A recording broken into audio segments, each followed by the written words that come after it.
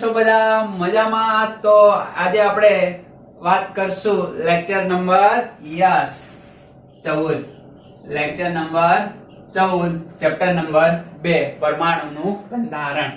આગળના લેક્ચરની અંદર આપણે વાત કરી એ જ લેક્ચરને આજે આપણે કન્ટિન્યુઅસ રાખશું કે સરસ મજાના વૈજ્ઞાનિક નીલ્સ બોહર, બરાબર, કે એમણે આગળના લેક્ચરની અંદર ઘણા બધા આપણને સૂત્ર આપ્યા, પરમાણુની ત્રિજ્યા મેળવી, વેગ મેળવો, ઉર્જા મેળવી.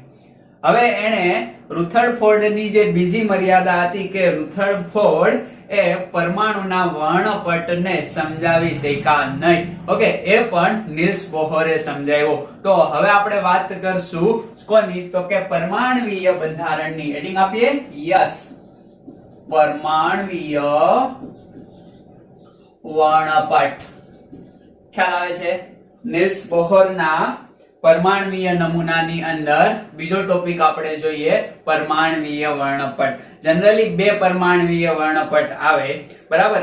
તો એ બે પરમાણવીય વર્ણપટ માંથી એક તો ઉત્સર્જિત વર્ણપટ અને એક અવશોષી વર્ણપટ. આપણે જનરલી જે કઈ વાત કરવાના છીએ એ મોસ્ટ ઓફ ઉત્સર્જિત વર્ણપટની વાત કરશું અને એક્ઝામમાં જનરલી એ જ હોય છે.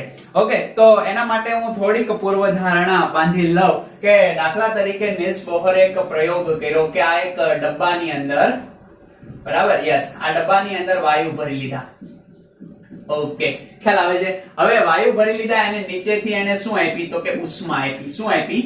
ઉષ્મા, યાની કે એને ગરમ કર્યું. ખ્યાલ આવે છે? હવે આને ગરમ કર્યું એટલે આમની અંદર શું હશે? તો કે પરમાણુ હશે. ઓકે, અહીંયા હું દોરું છું. ખ્યાલ આવે છે? આ પરમાણુનું કેન્દ્ર. ઓકે, આ એમની કક્ષકો. આવું મોડેલ કોણે આપ્યું ભાઈ? તો કે બોહરે આવું મોડેલ આપ્યું. સમજ પડે છે?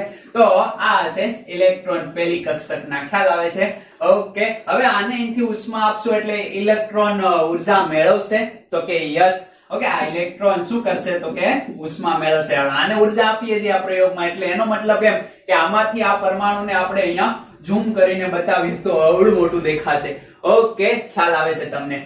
હવે આ ઇલેક્ટ્રોનને ઉષ્મા મળશે એટલે એ ઉર્જા મેળવીને ઉપલા ઉર્જા સ્તરની અંદર જશે. તો કે હા, જાય. ખ્યાલ આવે છે? ઉપલા ઉર્જા સ્તરની અંદર આ ઇલેક્ટ્રોન જશે. ઓકે, એટલે ઇલેક્ટ્રોનને જે લાગતી વળગતી ઉષ્મા હશે એ કેટલાક આ પરમાણુઓ મેળવી લેશે. ઓકે, હવે અહીંયાથી એક આપણને ઘણા બધા વિકિરણો, ઓકે, ઇલેક્ટ્રોમેગ્નેટિક વેવ્સ પ્રાપ્ત થયા પડદા ઉપર. એને આપણે જોઈએ. હવે આ પડદા ઉપર જોઈએ તો આ કેટલાક આપણને કિરણો પ્રાપ્ત થાય, જે શું હોય? તો કે વિદ્યુત ચુંબકીય તરંગો. ખ્યાલ આવે છે ને? ઓકે, રેડિયો તરંગો પણ એને તમે કહી શકો, અથવા તો રંગીન લાઈટ અથવા પ્રકાશ પણ તમે કહી શકો. હવે આ પડદા પર એ લાઈટ પડે છે. હવે આ પડદા પર લાઈટ પડે છે તો અહીંયા આપણને રાતો રંગ દેખાય છે, અહીંયા આપણને જાંબલી રંગ દેખાય છે, ઓકે, અહીંયા આપણને લીલો રંગ દેખાય છે અને વચ્ચેથી કેટલાક રંગ આપણને ગાયબ થતા જોવા મળે છે. ખ્યાલ આવે છે? એક ગાયબ થાય, બે ગાયબ થાય. તો આવો જે આપણને વર્ણપટ મળે, આને શું કહેવાય? વર્ણપટ. રંગીન પડદો છે ને, એના ઉપર અલગ અલગ રંગો મળે. ઓકે, તો આ જે વર્ણપટ આપણને પ્રાપ્ત થાય એ વર્ણપટને શું નામ આપવામાં આવ્યું? રેખા વર્ણપટ. કયો?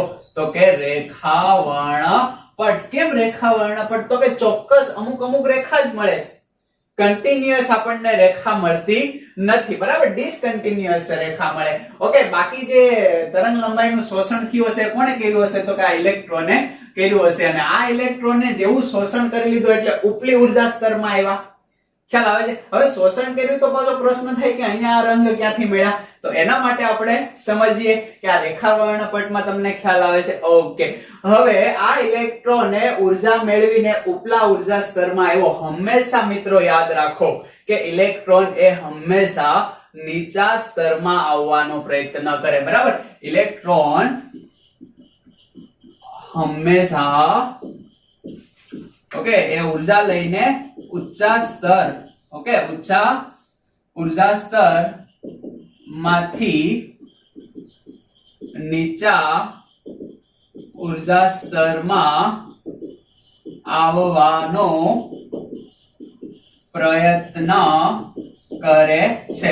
મિત્રો, ઇલેક્ટ્રોનની વિશ્વની અથવા તો દુનિયાની કોઈ પણ વસ્તુ કે જે ઉર્જા મેળવીને ઓકે ફરીવાર પાછી પોતાની મૂળ સ્થિતિ પ્રાપ્ત કરવાનો પ્રયત્ન કરે. દાખલા તરીકે આપણું એક્ઝામ્પલ લ્યો, આપણે જોરથી જમ્પ મારીએ છીએ તો હું ત્યાં રહીએ છીએ, જમ્પ માર્યો એટલે ઉર્જા જોશે, ઉર્જા મેળવી અને ઉપર ગયા, ફરીવાર પાછા ક્યાં આવ્યો? નીચે આવી. કોઈ પણ વસ્તુ તમે વિચારી લો કે દુનિયાની કોઈ પણ વસ્તુ કે ઉર્જા મેળવીને ફરીવાર પાછી પોતાની ન્યૂનતમ મિનિમમ ઉર્જામાં રિટર્ન આવવાનો પ્રયત્ન કરે. ખ્યાલ આવે છે તમને?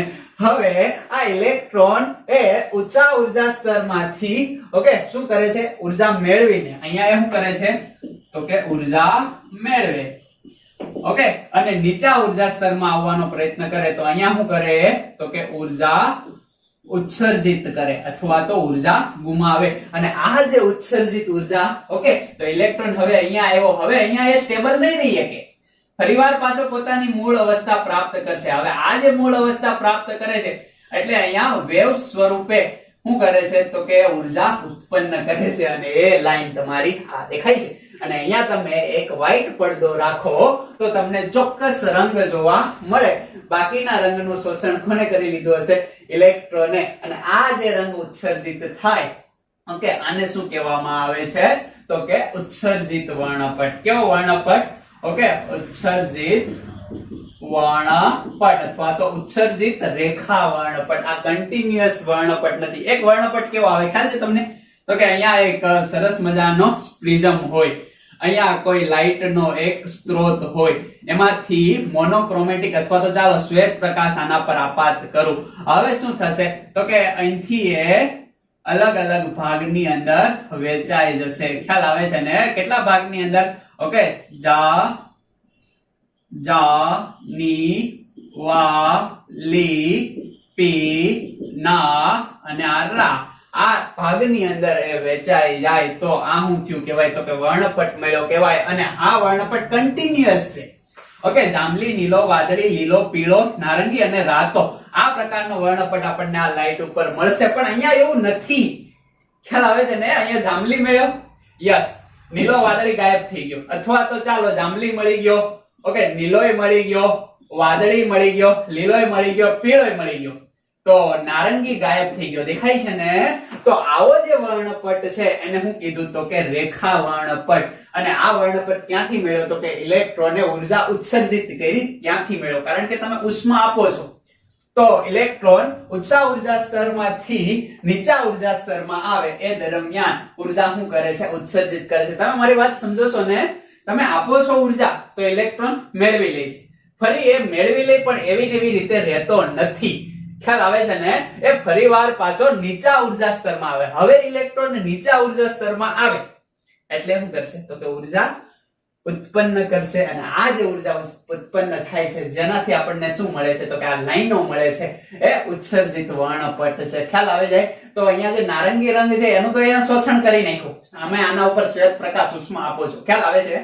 પણ આ બધા જ રંગો આપણને પ્રાપ્ત થયા. સમજ પડે છે? આવી સમજૂતી કોણે? નીલ્સ બોહરે. નીલ્સ બોહરે અહીંયા જે વાયુ ભર્યો એ વાયુ કયો ભર્યો હશે? તો કે હાઇડ્રોજન વાયુ. સમજ પડે છે? પણ આવું બધા જ વાયુ માટે આવી સમજૂતી રુથરફોર્ડ આપી શકા નહીં. માત્ર અને માત્ર આવી સમજૂતી કોણે આપી? તો કે નીલ્સ બોહરે. સમજ પડશે? ઓકે તો આ વાક્ય સમજ પડી જાય છે ને? ઓકે અને આ જે ઉર્જા છે એ કઈ ઉર્જા છે? ઉત્સર્જિત ઉર્જા. અને આ જે ઉત્સર્જિત ઉર્જા આપણને પ્રાપ્ત થાય છે, આ કિરણોને શું કહેવાશે? તો કે એને રેડિયો તરંગો પણ તમે કહી શકો, ઓકે અથવા લાઇટ પ્રકાશ પણ કહી શકો. ખ્યાલ આવે છે? આ ઉપરાંત એકદમ 100% સાચું વાક્ય કેવું હોય તો એ છે આપણા વિદ્યુત ચુંબકીય તરંગો. ખ્યાલ આવે છે કે કેટલાક પ્રકારના જ વિદ્યુત ચુંબકીય તરંગો ઉત્પન્ન થાય, બધા જ થતા નથી. જેમ જો અહીંયા બધા થાય. આ કન્ટિન્યુઅસ સ્પેક્ટ્રમ છે વર્ણપટ. ખ્યાલ આવે છે? આ ડિસકન્ટિન્યુઅસ કહેવાશે. એને આપણે નામ આપી દીધું રેખા વર્ણપટ. અને અહીંયા ઇલેક્ટ્રોન ઉત્સર્જિત થાય છે તો ઉત્સર્જિત વર્ણપટ કીધો. ખ્યાલ આવી જાય કે નો ખ્યાલ આવી જાય? એટલો સમજ પડી જાય. અને લાસ્ટ આપણે થોડી એવી વાત કરશું કોની? તો કે અવશોષી વર્ણપટની. એ આના કરતા તદ્દન વિરુદ્ધ ઘટના. આ રંગ મળે છે ત્યાં રંગની જગ્યાએ બ્લેક પટ્ટા મળે. ઓકે એને શું કહેવાય? તો કે અવશોષી વર્ણપટ. ખ્યાલ આવે? આ ઉત્સર્જિત થાય છે તરંગ લંબાઈ, ત્યાં ખેંચાઈ જાય. ખ્યાલ આવે છે ને? તો એ પ્રકારનો વર્ણપટ જેને અવશેષી ઓકે અથવા તો શોષી વર્ણપટ કહેવામાં આવે. આની આપણે વધારે વાત કરવાની નથી. આપણે માત્ર અને માત્ર વધારે વાત કોની કરવાની છે? ઉત્સર્જિત વર્ણપટની. દેખાય છે ને? આવો પ્રયોગ કોણે કરી દીધો ભાઈ? નીલ્સ બોહરે કરી દીધો. આ કોઈ થિયરી લખવાની નથી, માત્ર અહીંયા સમજવાનું છે. ખ્યાલ આવે છે? તો રેખા ઉત્સર્જિત વર્ણપટની તમને માહિતી એકદમ અન્ડરસ્ટેન્ડ થઈ. બસ એટલી જ વસ્તુ અહીંયા યાદ રાખવાની છે, બીજી કોઈ વસ્તુ અહીંયા યાદ રાખવાની રહેશે નહીં. હવે આપણે જાણીએ છીએ કે ઇલેક્ટ્રોન ઉત્સર્જિત થાય. આગળના લેક્ચરમાં સરસ મજાનું બોહરનું પરમાણુય મોડેલ જોયું અને હાઇડ્રોજન માટે અલગ અલગ ઉર્જા સ્તરો પણ આપણે જોયા. ખ્યાલ આવે છે ને? હવે અહીંયા એક આપણે પ્રશ્ન જોઈએ. આને ખ્યાલ આવી ગયો તમને? ચિત્રી નાખો, જે સરસ મજાનું તમારે ચિતરવું હોય એ. હવે આ આકૃતિને અહીંયા હું થોડી વ્યવસ્થિત દોરવાનો પ્રયત્ન કરું તો આ રીતે દોરી શકાશે ભાઈ કે આ પરમાણુનું કેન્દ્ર, આ પહેલી કક્ષક, બીજી કક્ષક, ત્રીજી કક્ષક અને આ 4 નંબરની કક્ષક. બરાબર? એ તમે સમજી જશો, એકદમ એક્ઝેક્ટલી ગોળ જ છે. યસ. તો આ ચારે 4 કક્ષક છે. ખ્યાલ આવે છે? આ પ્રોટોન અહીંયા હશે. ઇલેક્ટ્રોન અલગ અલગ કક્ષકમાં હશે. અહીંયા n બરાબર 1 2 3 4. ખ્યાલ આવે છે ને? શું આવશે તો કે એ પ્રમાણે પરમાણુની કક્ષકના નામ આપ્યા બોહરે. ખ્યાલ આવે છે? હાઇડ્રોજન પરમાણુ માટે છે. આ કોના માટે છે? હાઇડ્રોજન પરમાણુ માટે. તો જ્યાં Z બરાબર 1 આવશે આપણને માલુમ પડી ગયું. એક પ્રોટોન હશે અને એક ઇલેક્ટ્રોન હશે. ખ્યાલ આવે છે તમને? ઇલેક્ટ્રોન અહીંયા ભ્રમણ કરતો જે હશે તો કેટલી ઉર્જા હશે? તમને યાદ હશે 13.6 ઇલેક્ટ્રોન વોલ્ટ. ખ્યાલ આવે છે? અહીંયા ભ્રમણ કરતો હશે તો કેટલી હશે? -1.51 સોરી -3.4 ઇલેક્ટ્રોન વોલ્ટ. ખ્યાલ આવે? અહીંયા હશે તો કેટલી ઉર્જા હશે? તો કે -1.51 ઇલેક્ટ્રોન વોલ્ટ. અહીંયા હશે તો કે -0.85 ઇલેક્ટ્રોન વોલ્ટ. ઉર્જા વધતી જાય છે. દેખાય છે તમને? ઘણા ઘટતી જાય છે એવું આપણે આગળ સમજાવ્યું છે. વધે છે ઉર્જા. નેગેટિવ સાઇન છે. તો આના કરતા ડબલ, આ એના કરતા ડબલ, અને આ તો બહુ બધી ડબલ. અહીંયા 10 નો જેટલો 10.2 નો ડિફરન્ટ. એવી રીતના તમે આને યાદ જ રાખી લો. અને નો યાદ રાખવી હોય તો આપણી પાસે છે, જેમાં પાછું કઈ ગભરાવાની જરૂર નથી. પણ તમે યાદ રાખશો એટલે પ્રશ્ન જ્યારે સોલ્વ કરશો ત્યારે ટાઈમિંગ તમારો વધારે વધશે. ઝડપથી તમારો પ્રશ્ન અહીંયા સોલ્વ થઈ ગયેલો જોવા મળશે. તો એટલી વાત તમને ખબર પડી ગઈ. હવે અહીંયા પ્રશ્ન એવો છે કે હાઇડ્રોજન પરમાણુ માટે ઇલેક્ટ્રોન ઉર્જા મેળવીને જમ્પ કરે છે. ક્યાંથી? તો કે 1 થી 2 ઉપર જાય છે. જ્યારે ઉર્જા મેળવીને તો અહીંથી અહીંયા જાય છે. ખ્યાલ આવે છે? હવે ફરીવાર ક્યાંથી ફરીવાર પાછો ન્યૂનતમ ઉર્જા આવશે એટલે 2 થી n બરાબર 1 પર આવે છે. આ દરમિયાન આપણે મેળવવાની છે એમની ઉર્જા અને એ ઉત્સર્જિત થતા પ્રકાશની તરંગ લંબાઈ. તો અહીંયા લખો ને ઉત્સર્જિત તરંગ લંબાઈ અને ઉર્જાનો તફાવત. અહીંયા ઉર્જા યાની કે એનો તફાવત જ મળશે ને. અહીંયા ઉર્જા E1 હશે, અહીંયા ઉર્જા E2 હશે. સમજ પડે કે ના પડે? તો આ બે વસ્તુ મેળવવાની છે. તમે કે મળી ગયો તફાવત તો તરત મળી ગયો. કેમ? તો કે આમને યાદ છે હું તો કે ડેલ્ટા E બરાબર શું થશે? તો કે E2 E1. E2 કેટલા છે? તો કે -3.4. E1 કેટલા છે? તો કે -13.6. માઇનસ માઇનસ શું થશે? તો કે પ્લસ. જવાબ આવી ગયો કેટલો? તો કે 10.2 ઇલેક્ટ્રોન વોલ્ટ. આ બંને વચ્ચે ઉર્જાનો તફાવત કેટલો જશે? 10.2 ઇલેક્ટ્રોન વોલ્ટ ઉર્જા ઉત્સર્જિત થશે. ક્યારે? જ્યારે 2 થી 1 ઉપર આવશે ત્યારે. કેટલી ઉર્જા ઉત્સર્જિત થશે ભાઈ? તો કે 10.2 ઇલેક્ટ્રોન વોલ્ટ. જૂલમાં ફેરવી શકો ને તમે? તમારી બુકની અંદર જૂલમાં આપેલું છે. ખ્યાલ આવે છે ને? તમે આને જૂલમાં ફેરવી દો. 1 ઇલેક્ટ્રોન વોલ્ટ બરાબર 1.6 ગુણ્યા 10 ની -19 ઘાત જૂલ. ખ્યાલ આવે છે ને? એટલે જૂલમાં જવાબ આવી જાય. તો આ ઉર્જા તો આપણને સરસ મજાની મળી ગઈ. ખ્યાલ આવે છે? દેખાય છે? હવે આપણે શું કરશું? તો કે ઉત્સર્જિત તરંગ લંબાઈ મેળવવાની. તો એના માટે બોહરનો આવૃત્તિ નિયમ તમને યાદ હશે. ખ્યાલ આવે છે? બોહરનો આવૃત્તિ નિયમ શું છે ભાઈ? તો કે આ ઉર્જા બરાબર hc. સોરી, ઉર્જા બરાબર hv. આવૃત્તિને સૂત્રનો કરતા બનાવો. આ શું હશે? તો કે અહીંયા જે ઉર્જા મળે છે ડેલ્ટા E હશે ને. ખ્યાલ આવે છે?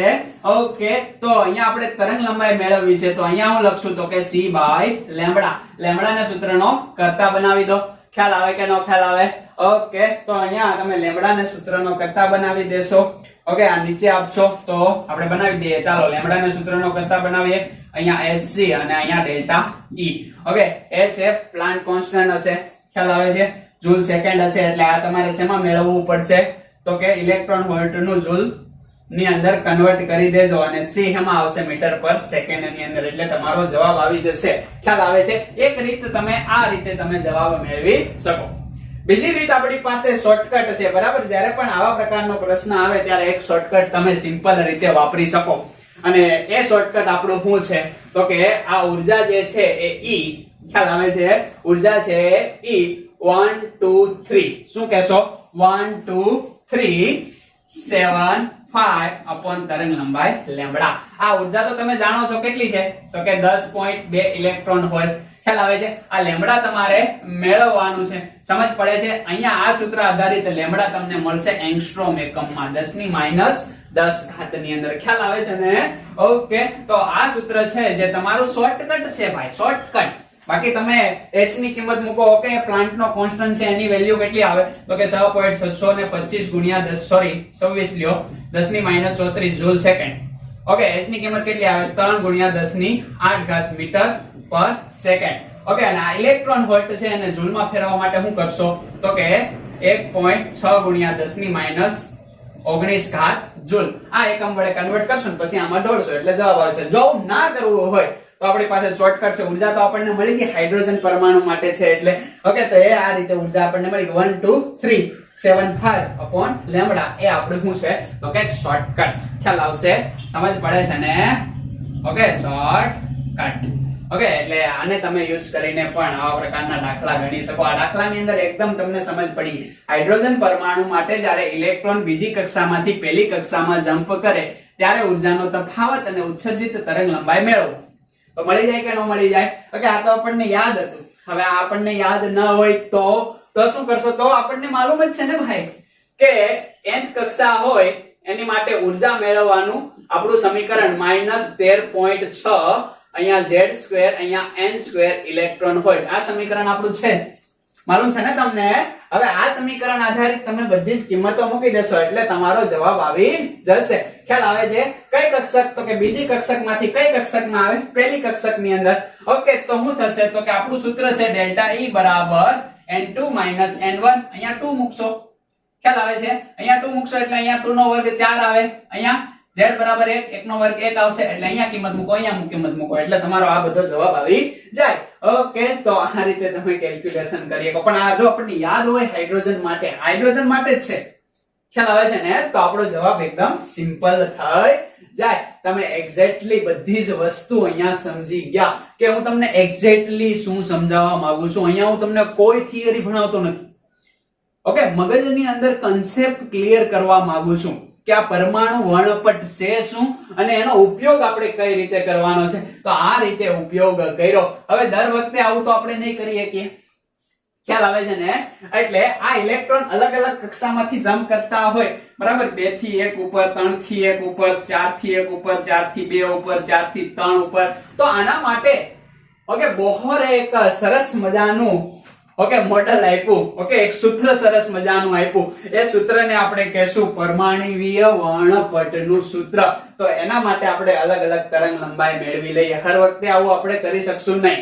ખ્યાલ આવે છે ને? આ થોડીક લેન્ધી રીત છે. તો એક સૂત્રને આપણે ધ્યાનમાં લઈ લઈએ અને એક આ બધી જ કક્ષકો માટે ઇલેક્ટ્રોન જ્યારે જમ્પ કરતો હોય ને ઉત્સર્જિત થાય અને કઈ વેવલેન્થ ના તરંગ લંબાઈ, ઓકે, યાની કે કયા રેડિયો તરંગો એ ઉત્સર્જિત કરે, ઉત્સર્જિત તરંગ લંબાઈ મેળવવા માટેનું એક સરસ મજાનું સૂત્ર આપી દીધું. ઓકે, તો એ સૂત્રની ચર્ચા આપણે કરવાની છે. તો આમની અંદર તમને એક્ઝેક્ટલી બધી જ માહિતી માલુમ પડે છે ને?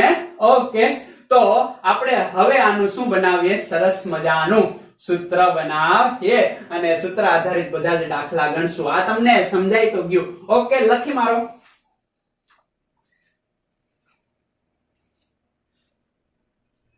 ઓકે, તો અલગ અલગ ઉત્સર્જિત થતી તરંગ લંબાઈ માટેનું આપણે બોહરના પરમાણ્વીય વર્ણપટ આધારિત સમીકરણ મેળવીએ. ખ્યાલ આવે છે? તો પહેલા વાત કરીએ દાખલા તરીકે આપણી પાસે અહીંયા n સેલ છે, બરાબર? n બરાબર n2 થી ઉત્સર્જિત થાય છે n1 પર. તો આના માટેનું સમીકરણ આપણે મેળવ્યું. હમણાં દાખલો ગણ્યો હતો ને, પણ હવે આપણે એક પ્રોપર સમીકરણ મેળવવાનો પ્રયત્ન કરીએ. બરાબર, તો અહીંયા ઉર્જાનો જે તફાવત મળશે એ ઉર્જાનો તફાવત ડેલ્ટા E બરાબર E2 E1. ખ્યાલ આવે છે? અને કોઈ પણ પરમાણુ માટે આપણે ઉર્જાનું સમીકરણ મેળવવું. ઓકે, ઉર્જા n કક્ષક માટે ખ્યાલ આવે છે ને? હું તો કે -13.6 ઓકે ઉપર z2 નીચે n2 ઇલેક્ટ્રોન હોય. તો આ સમીકરણ તો આપણું છે જ. ખ્યાલ આવે છે? અહીંયા n બરાબર આ E2 મેળવવાનું છે તો અહીંયા 2 મેળવી દઈએ, 1 મેળવવાનું છે તો અહીંયા 1 રાખીએ. ખ્યાલ આવે છે? તો આની કિંમત આમાં આપણે ઢોળી દઈએ. યસ. ઓકે, હવે આ જે ડેલ્ટા E છે એનો મતલબ શું થાય? તો કે hv, અને v ની જગ્યાએ આપણે શું લખશું? તો કે c upon લેમ્બડા. હું લખશું c upon લેમ્બડા. ખ્યાલ આવે કે તમને નો ખ્યાલ આવે? ઓકે, તો એના બરાબર આગળ હું લખશું આપણે તો કે E2 ની વેલ્યુ અહીંયા આપણે આપી દઈએ. બરાબર, તો અહીંયા 2 લખી દઈએ. ખ્યાલ આવે છે? તો E2 -13.6 ઓકે, કોઈ પણ પરમાણુ માટે આપણે મેળવીએ તો z નો સ્ક્વેર જ રાખીએ અને n બરાબર હું તો કે 2 નો સ્ક્વેર કેટલો થાય? 4 ઇલેક્ટ્રોન હોલ. ઓકે, આ વેલ્યુ અહીંયા આવી જાય કે નો આવી જાય? અથવા તો ચાલો આપણે કેલ્ક્યુલેશન નથી કરતા, ખાલી સૂત્ર બનાવીએ છીએ. એટલે આપણે અહીંયા લખીએ શું? તો કે 2 m નો વર્ગ. ખ્યાલ આવે છે તમને? સમજ પડે છે? તો અહીંયા હું લખું તો કે -13.6 z2 upon n2 નો વર્ગ. ખ્યાલ આવે છે? એક તો આ આપણે લખી દીધું. ઓકે, હવે માઈનસ નું માઈનસ 1 માટે લખવું હોય તો અહીંયા શું કરી દેશું? 1. અહીંયા શું કરી દેશું? 1. બાકી as it is. ઓકે, એટલે -13.6 z2 n1 નો વર્ગ. ઓકે, આવી રીતના લખી શકીએ. Yes, good. તો હવે અહીંયા Sc બાય લેમ્બડા એના બરાબર શું લખશું? તો કે આ જે માઈનસ માઈનસ છે એ હવે શું થઈ જાય? તો કે પ્લસ થઈ જાય. ખ્યાલ આવે છે? આ બંનેમાંથી આપણે કોમન કેટલું નીકળે એમ છે? તો કે 3.6 z2 3.6 z2. ખ્યાલ આવે છે? એટલી વસ્તુ કોમન નીકળે છે. ચાલો કાઢી લો, કોમન કાઢી લો. કેટલી કોમન કાઢશો? તો કે 3.6 z2 ને આપણે કોમન કાઢી લઈએ. ખ્યાલ આવે છે? ઓકે, હવે શું વધ્યું? તો પહેલા આપણે પ્લસ વાળું લખીએ હે ને? તો અહીંયા વધ્યું હશે 1 upon n1 નો વર્ગ. હવે માઈનસ વાળું લખીએ. બરાબર, -1 upon n2 નો વર્ગ. આ તમને એક્ઝેક્ટ સમજાણું હશે. સમજાય છે? આ તમને એક્ઝેક્ટલી સમજાય છે ને? ઓકે, 13.6 પ્લસ ની અંદરથી કોમન કાઢીએ છીએ તો અહીંયા શું વધ્યું હશે? 1 upon ઓકે n1 નો વર્ગ. અહીંયા હું વધ્યું -1 upon n2 નો વર્ગ. તો આ પ્લસ પહેલા લીધું પછી માઈનસ, બંનેનો ગુણાકાર છે. Okay, good. આ તમને સમજાઈ ગયું. હવે આપણે મેળવવાનું શું છે? તો કે પરમાણ્વીય વર્ણપટ માટેની તરંગ લંબાઈ કે ઉત્સર્જિત થતા તરંગો માટેનું આપણે પ્રોપર સમીકરણ મેળવવું હોય તો અહીંયા ખાલી આપણે લેમ્બડા જ જોઈએ છીએ. આ જોતું નથી તો આને ગમે એમ કરીને દૂર કરવું પડે. હવે આને દૂર કરવું હોય તો આ જે સમીકરણ છે એમની અંદર હું ઉપર નીચે કોના વડે? તો કે Hc વડે ગુણું અને Hc વડે ભાંગું. આવું લખી શકું? અહીંયા બંને ઉપર નીચે બરાબર કેન્સલ થઈ જાય એટલે એનું એજ વધે. ખ્યાલ આવે છે? ઓકે, મારે આને રિમૂવ કરવા માટે હવે આ અહીંથી જાય, આ અહીંથી જાય કે ન જાય? તો અહીંયા હું વધ્યું તો કે 1 upon લેમ્બડા એને બરાબર હું તો કે 13.6 z2 નીચે hc અને અહીંયા જેમ છે m n1 નો વર્ગ n2 નો વર્ગ. ખ્યાલ આવે છે તમને? એક્ઝેક્ટલી તમને સમજ પડી ગઈ. ઓકે, હવે આ જે 13.6 છે આ z2 છે અને c h અને c છે એમાંથી કોમન કેટલું હશે? તો કે આ એટલી વસ્તુ શું હશે? આપણી કોમન હશે, જેની વેલ્યુ એની એ જ રહેશે. ખ્યાલ આવે છે? તો 1 upon લેમ્બડા બરાબર આના બરાબર એક નવો અચળાંક આપણે મૂકી દઈએ, એને RH વડે દર્શાવશું. R વડે દર્શાવો. ચાલો RH વડે દર્શાવી દઈએ. ઓકે, અને અહીંયા હું લખશું તો કે z નો વર્ગ. ખ્યાલ આવે છે તમને? અહીંયા z નો વર્ગ બાકી જેમ છે એમ 1 upon n1 નો વર્ગ -1 upon n2 નો વર્ગ. ખ્યાલ આવે છે? સમજ પડે છે તમને? ઓકે, તો આ સૂત્ર આપણું ક્લિયર થઈ ગયું. એમની અંદર આમની વેલ્યુ ઓકે આમની વેલ્યુ કેટલી થશે?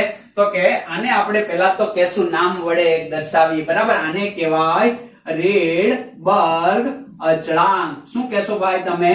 રીડબર્ગ અચળાંક. અને આ જે રીડબર્ગ અચળાંક છે RH એના બરાબર શું છે?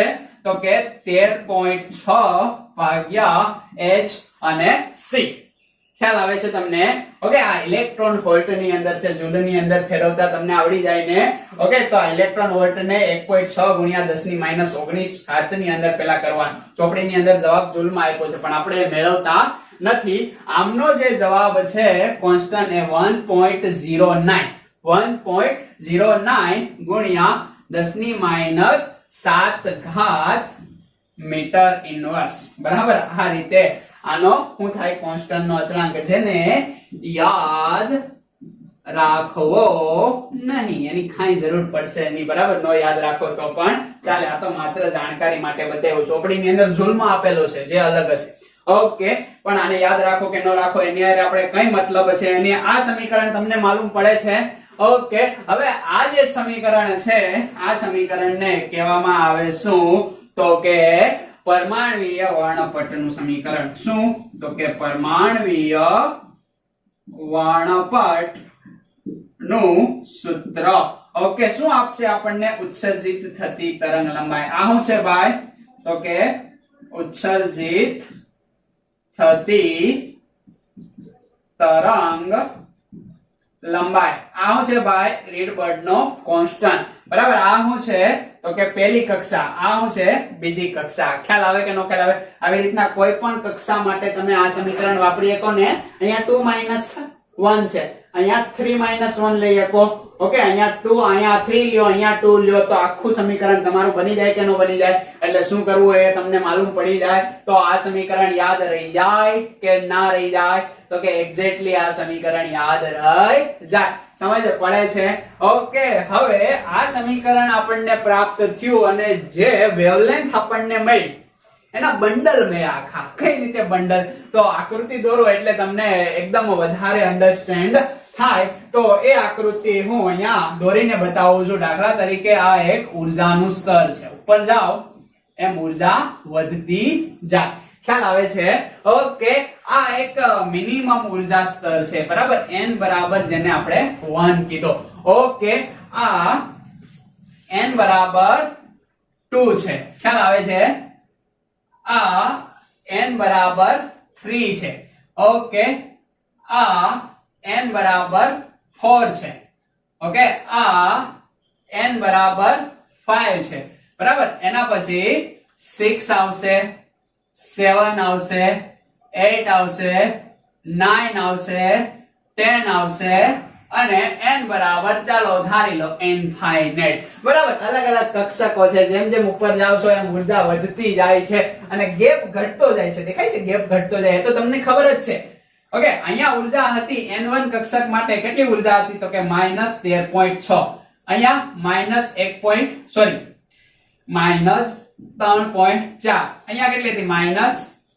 ઓકે, કેટલી હતી? તો કે 1.51. 4 માટે કેટલી હતી? -0.85. આગળ આપણે ગણી નથી. તો આ હાઇડ્રોજન માટેની ઉર્જા હતી. તમે જોવો છો આ ગેપ વધારે છે, ઓછો છે, ઓછો. જેમ જેમ ઉપર જતા જાઓ એમ ગેપ કેવો થતો જાય? ઘટતો જાય. તો આ એક મેળો પરમાણ્વીય વર્ણપટ. ખ્યાલ આવે છે? જે બોહરે આપણને સરસ મજાનું આ મોડલ આપ્યું હતું. ઓકે, ખ્યાલ આવે છે તમને? ઓકે, હવે અહીંયા તમને કીધું છે કે n2 અને n1. ઓકે, એવી કક્ષકો અહીંયા આપણને કીધી છે. હવે અહીંયા હું એના માટે ગણી દઉં. કોના માટે? તો કે n બરાબર, ઓકે, યાની કે n1 અને n2 બંનેની કિંમત હું અહીંયા લખી દઉં. ખ્યાલ આવે છે? તો 2 ઉપરથી 1 ઉપર આવે છે. ઓકે, 2 ઉપરથી 1 ઉપર આવે છે. તો આ n2 કેટલા હશે? 2 હશે ને n1 એ શું હશે? 1 હશે. ખ્યાલ આવે છે કે અહીંથી ઇલેક્ટ્રોન અહીંયા આવે છે. ઓકે, આ રીતે આખું વર્ણન છે. તો આ 2 ઉપરથી 1 ઉપર જાય એટલે એનું એક છે ને આ આવશે 2 છે, આ છે તો કે 1 છે. ખ્યાલ આવી જાય તમને કે ના ખ્યાલ આવી જાય? ઓકે, તો આ રીતે આખું આપણે કેલ્ક્યુલેશન કરીને અહીંયા આકૃતિમાં દર્શાવીએ. તો આપણો ઇલેક્ટ્રોન આ 2 નંબરની કક્ષકમાંથી ક્યાં આવે છે? તો કે 1 ઉપર આવે છે. ખ્યાલ આવે છે? ઓકે, 2 નંબર ઉપરથી 1 ઉપર આવે ત્યારે એ કેટલી વેવલેન્થ ઉત્સર્જિત કરે? તો આ જે સ્પેક્ટ્રમ લાઈન મળે છે એમની તરંગ લંબાઈ આપણને કેટલી મળશે એ ગણવાનું છે. તો ગણશો આ રહ્યું સમીકરણ. ખ્યાલ આવે છે? આ આપણે મેળવવાનું છે. સમજ પડે છે? આ 1 યાની કે 1 નો વર્ગ. ઓકે, હું અહીંયા ગણીને તમને બતાવું છું. ક્યાં બતાવું તો દેખાશે? ઓકે, ચાલો અહીંયા નીચે જ બતાવું છું. ઓકે, આખું સમીકરણ 1/λ બરાબર આ તો Rydberg constant as it is રાખશું. ઓકે, z² ની જગ્યાએ હાઇડ્રોજન છે તો હું લખશું ભાઈ 1 નો વર્ગ, એટલે તો કેન્સલ થઈ જશે ને હાઇડ્રોજન માટે. ઓકે, લખી દઉં ચાલો, એટલે તમને મૂંઝવણ થાય નહીં. ઓકે, એના પછી શું થશે તો કે 1. ઓકે, n1 નો વર્ગ. n1 કયો છે ભાઈ તમારો 1. 1 નો વર્ગ શું થશે 1. ઓકે, માઈનસ 1/n2 નો વર્ગ. n2 શું છે ભાઈ 2 છે. ઓકે, એટલે 2 નો વર્ગ. ખ્યાલ આવે છે? આ રીતે તમે આની કેલ્ક્યુલેશન કરશો. સમજ પડી ગઈ? હવે તમે શું કરશો તો કે સિમ્પલ છે. ઓકે, 1/r આ રીડબર્ગ કોન્સ્ટન્ટ. ઓકે, આ 1 નો વર્ગ 1, આ જેમ છે એમનું એમ, બરાબર. એટલે અહીંયા આવશે 1, અહીંયા આવશે 1/4. ખ્યાલ આવે છે? આ રીતે તમે કેલ્ક્યુલેશન કરશો. હવે શું થશે તો કે આ 4 અહીંયા જશે એટલે અહીંયા 4 થઈ જશે. ઓકે, આખાની નીચે 4 વધશે એટલે 3/4. આનો જવાબ શું આવશે? 3/4. આ તમને કેલ્ક્યુલેશન કરતા આવડતું હોવું જોઈએ. મેળવવાનું શું છે? તરંગ લંબાઈ લેમ્બડા. આ 1/λ છે. ઓકે, લેમ્બડા ની અંદર આને કન્વર્ટ કરીએ તો લેમ્બડા ને પેલી સાઈડ જવા દઈએ. ઓકે, અહીંયા લખું છું એટલે તમને દેખાય. ખ્યાલ આવે છે? તો લેમ્બડા ને આપણે પેલી સાઈડ જવા દેશું એટલે શું આવશે? 1 રીડબર્ગ કોન્સ્ટન્ટ 4 ઉપર આવશે, 3 નીચે આવશે અને અહીંયા મળશે લેમ્બડા. ખ્યાલ આવે છે? આ રીતે મળશે. હવે તમારે યાદ એ રાખવાનું છે કે આ 1/r અને આ 1/r ની વેલ્યુ તમારે યાદ રાખવાની છે. ક્યાં યાદ રાખશો તો કે ચાલો અહીંયા લખું છું. 1/rh ની વેલ્યુ ઓકે 911 એંગસ્ટ્રોમ. યાદ રહી જાય એવી છે ને? આ વેલ્યુ તમારે યાદ રાખવાની નથી, પણ આ વેલ્યુ યાદ રાખજો. બરાબર કે 1/rh ની વેલ્યુ કેટલી આવે તો કે 911 એંગસ્ટ્રોમ. ઓકે, એંગસ્ટ્રોમ એટલે 10⁻10 ઘાત. ઓકે, તો અહીંયા આની વેલ્યુ મૂકી દો, બાકી જેમ છે એમ. એટલે આ તરંગ લંબાઈ તમને મળી જાય. કેટલી ભાઈ તરંગ લંબાઈ મળશે તો કે ઓકે 911 એંગસ્ટ્રોમ એને ગુણ્યા 3 ભાગ્યા ઓકે ગુણ્યા 4 ભાગ્યા 3 એટલે આ જવાબ તમારો કરીબ આવશે કેટલો તો કે 1216 એંગસ્ટ્રોમ. ગણી લેજો. ખ્યાલ આવે છે? તો આ જે વેવલેન્થ છે ઓકે કેટલી મળે છે તો કે 1216 એંગસ્ટ્રોમ. ખ્યાલ આવે છે? 1216 એંગસ્ટ્રોમ આપણને પ્રાપ્ત થાય છે. લખી લો જો. ખ્યાલ આવી જાય કે નો ખ્યાલ આવી જાય? ઓકે, તો આ યાદ રાખજો. રીડબર્ગ કોન્સ્ટન્ટ નો વ્યસ્ત એમની વેલ્યુ 911 એંગસ્ટ્રોમ એટલે તમારો જવાબ ત્યાં સરળતાથી મળી જાય. ઓકે, ખ્યાલ આવે છે તમને? ખ્યાલ આવે છે? આ શું છે તો કે કોણીય કેટલીક તરંગ લંબાઈ.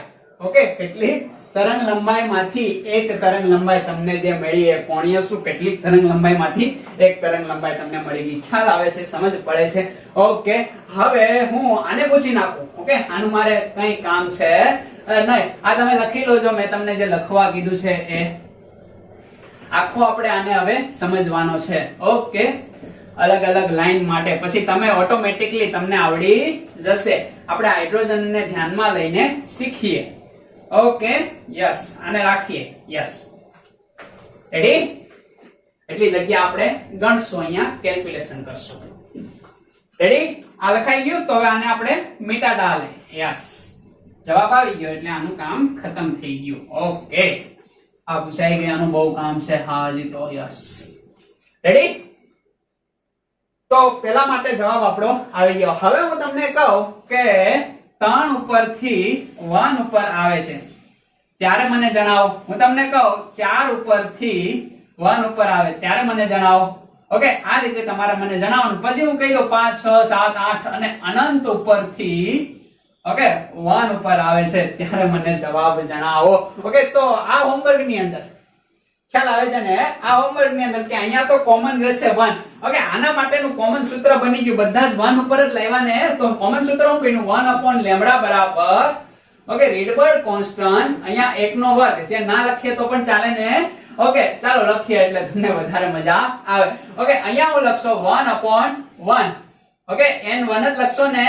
ઓકે, n1 નો હું લખશો તો કે વર્ગ, અને અહીંયા તમે હું લખશો 1/n. ખ્યાલ આવે છે? અને n બરાબર કોઈ પણ સંખ્યા હોઈ શકે, 1 સિવાયની.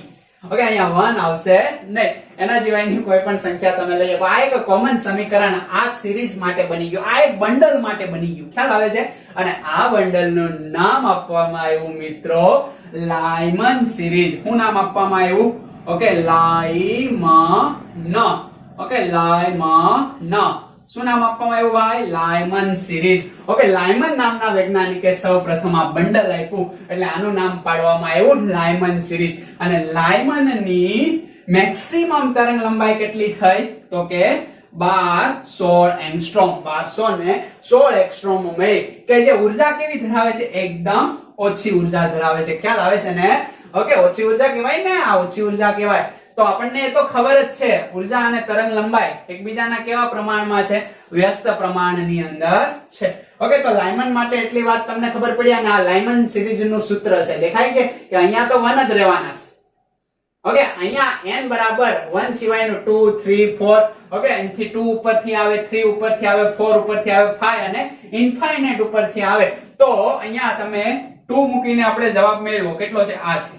ઓકે, હવે 3 વાળો જવાબ અને આ 4 વાળો જવાબ તમારે હોમવર્ક ની અંદર મને મેળવીને બતાવવાનો છે. અનંત અંતરથી ચાલો હું લઉં તો 1/λ બરાબર રીડબર્ડ કોન્સ્ટન્ટ, અહીંયા 1 નો વર્ગ, અહીંયા 1 ભાગ્યા 1, એટલે જવાબ આવી જશે કે 1 માઈનસ ઇન્ફાઇનાઇટ. ખ્યાલ આવે છે? અનંત અંતરેથી જ્યારે લાયમન સિરીઝ યાની કે n બરાબર 1 પહેલી કક્ષકમાં ઓકે ઇલેક્ટ્રોન આવતો હોય જમ્પ કરીને, તો કોઈ પણ ના નીચે અનંત હોય એટલે આનો જવાબ શું થઈ જાય? શૂન્ય થઈ જાય. ખ્યાલ આવે છે? તો તમારો જવાબ 1/λ RH બરાબર, અહીંયા 1 નો વર્ગ 1, બાકી બધું ઓકે. તો આ જવાબ તમારો લેમ્બડા બરાબર 1 રીડબર્ડ કોન્સ્ટન્ટ, અને 1/r ની વેલ્યુ દેખાય છે કેટલી છે? તો કે 911 એંગસ્ટ્રોમ. આને SI એકમમાં ફેરવી હોય તો 911 ગુણ્યા 10 ની -10 મીટર. તો ખ્યાલ આવી ગયો તમને? સમજ પડે છે? તો આ જે અનંત અંતરથી લાયમન સિરીઝ આવે છે એમની તરંગ લંબાઈ કેટલી થઈ ભાઈ? તો કે 911 એંગસ્ટ્રોમ. સમજ પડે છે? એક્ઝેક્ટલી. ઓકે, તો આ તરંગ લંબાઈ આપણને મળી. અને આ જે તરંગ લંબાઈનો ગાળો છે એ આગળ આપણે જોઈ ગયા વર્ણપટની અંદર. ખ્યાલ આવે છે? એ પાર જાંબલી વિસ્તારનો ગાળો છે. કેવો? પાર જાંબલી. તો યાદ રાખજો, લાયમન સિરીઝ કયા પ્રકારના વિકિરણો ઉત્પન્ન કરે? તો કે પાર જાંબલી. ઓકે, અલ્ટ્રાવાયોલેટ UV જેને કહેવાય. ખ્યાલ આવે છે ને? આ પાર જાંબલી પ્રકારની તરંગ લંબાઈ છે. અહીંયા હંમેશા મિત્રો યાદ રાખજો. શું યાદ રાખશો? કે આ બંને વચ્ચે ઓકે હજી એક ચાલો આ તમને જે હોમવર્ક માં આપી છે ઓકે એ આપણે મેળવી લઈએ. તો એ તમે મેળવશો એટલે એનો જવાબ કેટલો આવશે? તો કે આના કરતા ઘટતો જશે, એટલે 10-26 એંગસ્ટ્રોમ જેવો આવે છે. 10-26 એંગસ્ટ્રોમ. હવે એક જ તમારું હોમવર્ક રહ્યું. ખ્યાલ આવે છે ને? આ ગણી નાખો તમે. અહીંયા શું કરશો તમે? તો કે 1 લેશો. ઓકે, અહીંયા શું લેશો તમે ભાઈ? 3 નો વર્ગ કરશો. બરાબર, આ વર્ગ કરતા ભૂલાઈ ગયો, ઇન્ફાઇનાઇટ નો વર્ગ તો એનો એ જ રહે. ઓકે, તો 3 નો તમે વર્ગ કરશો એટલે 1/9 થશે. ખ્યાલ આવે છે ને? હવે આ જે 1/9 આવે છે એનું તમે કેલ્ક્યુલેશન કરો. 9 અહીંયા જાય, યસ. આખાના છેદમાં શું આવે? તો કે 9. ઓકે, એટલે 8/9 જવાબ તમારો આવે. એનું કેલ્ક્યુલેશન તમે અહીંયા કરી દો તો તમારો જવાબ આવી જાય કે આ જે તરંગ લંબાઈ પ્રાપ્ત થાય છે બરાબર.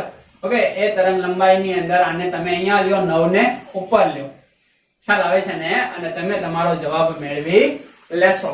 ઓકે, ખ્યાલ આવે કે ખ્યાલ ના આવે? તો કે એક્ઝેક્ટલી ખ્યાલ આવી જાય. 9 ઉપર 8 નીચે એટલે ગુણાકાર કરી દશો એટલે તમારો જવાબ આ પ્રકારનો આવશે. ઓકે, યાની કે 111 એને ગુણ્યા કરશો 9 અને એને ભાગ્યા કરશો 8. ઓકે, એટલે ગુણાકાર મોટો છે, નાનો છે એટલે 1026 એંગસ્ટ્રોમ જેવો તમારો જવાબ આવી જાય. ઓકે, ખ્યાલ આવે છે તમને? સમજ પડે છે? ઓકે, તો હવે આ બંનેની વચ્ચે જો તમે 1200 ને કેટલા છે? તો કે 1216 અને 10026 ની વચ્ચેથી કેટલીક વેવલેન્થ એ અદ્રશ્ય થઈ ગઈ. ખ્યાલ આવે છે? ઓકે, આ બંનેની વચ્ચે અદ્રશ્ય થઈ જશે, આ બંનેની વચ્ચે અદ્રશ્ય થઈ જશે. તો આવી અદ્રશ્ય થતી ઓકે જે વેવલેન્થ છે એને જ આપણે શું કહીએ છીએ? તો કે રેખીય વર્ણપટ. અને આ ઉત્સર્જિત થાય છે તો ઉત્સર્જિત રેખીય વર્ણપટ આ શોષાઈ જતો હોત અને બ્લેક પટ્ટા આપણને મળે, રંગ ન મળે પણ બ્લેક પટ્ટા મળે તો તો કે અવશેષી વર્ણપટ. તો આ તો ઉત્સર્જિત વર્ણપટ છે અને આ લાયમન સિરીઝ છે. એક આ બંડલ મળ્યું. ખ્યાલ આવે? તમને એમ પૂછે કે લાયમન સિરીઝની ઓછી તરંગ લંબાઈ કઈ? તો કે આ અનંત અંતરથી આવે ત્યારે ઓછી તરંગ લંબાઈ મળે. ખ્યાલ આવે? વધારે તરંગ લંબાઈ કઈ? તો આ, કારણ કે 2 થી જ આવશે. અને ક્યાં આવશે? તો કે 1 સ્થાન ઉપર. અને 1 સ્થાન પહેલી સિરીઝ બોલે તો લાયમન સિરીઝ. એટલી તમને ખ્યાલ આવી ગયો? સમજ પડે છે તમને? એક્ઝેક્ટલી સમજ પડે છે ને? લાયમન સિરીઝ. લાયમન સિરીઝ એટલે શું ભાઈ? તો કે અનંત અંતરેથી ઓકે n2 અનંત હોય ઓકે અને n1 હંમેશા 1 હોય. બરાબર? આ શું હોઈ શકે? તો કે 2 3 4 5 6 અને એવા ઇન્ફાઇનાઇટ હોય શકે. આ સિરીઝને લાયમન સિરીઝ કહેવામાં આવે. તો તમે ગણી શકો અનંત અંતરેથી આવે તો તરંગ લંબાઈ ઓછી, ઓછા અંતરેથી આવે તો તરંગ લંબાઈ વધારે.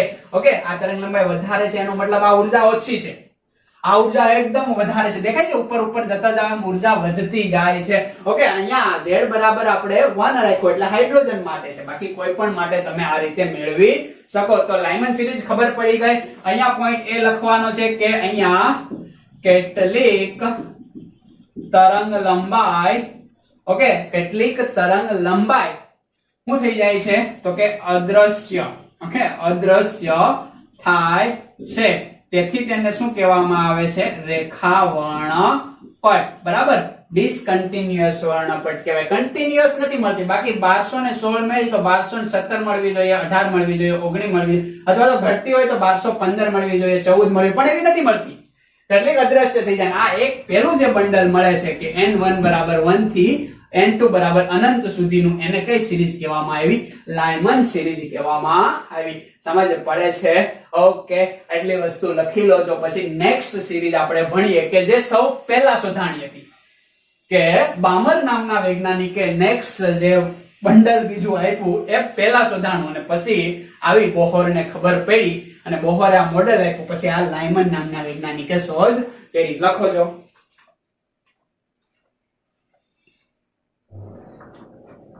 તો આપણે લાયમન સિરીઝ કેવી કરી? ખતમ. આજના લેક્ચરની અંદર આપણે લાયમન સિરીઝ સુધી રાખીએ. નેક્સ્ટ આગળની સિરીઝ આપણે નેક્સ્ટ લેક્ચરની અંદર જોશું. યાની કે આ લેક્ચર નંબર 14 નો જે ભાગ રહેશે પણ આગળના લેક્ચરની અંદર આપણે એને જોશું. ઓકે, તો આ લાયમન સિરીઝ આપણે એટલે સુધી રાખીએ. ઓકે, અને નેક્સ્ટ લેક્ચર માટે રાહ જોઈએ અને બહુ બધી મજા આવશે, બહુ બધી. બરાબર? આયા આખું ઉભરાઈ જશે. તો એ રીતે રંગીન પેન થી આપણે એને જોવાનો પ્રયત્ન કરશું. તો આ તમને ખ્યાલ આવે છે? ઓકે, એટલે ફરી વાર આ લેક્ચર જો અને ખાસ યાદ રાખજો, જો તમે લેક્ચર નંબર 14 જોતા હોય ઓકે તો લેક્ચર નંબર 12 અને 13 એ જોવો ખૂબ જ ઇમ્પોર્ટન્ટ છે. જો એ નહીં જોવો તો આમાં તમને વધારે માલુમ પડશે નહીં. ઓકે, તો એટલે સુધી રાખીએ. સરસ મજાના રહો, મસ્ત રહો, વાંચતા રહો, લખતા રહો. આવજો.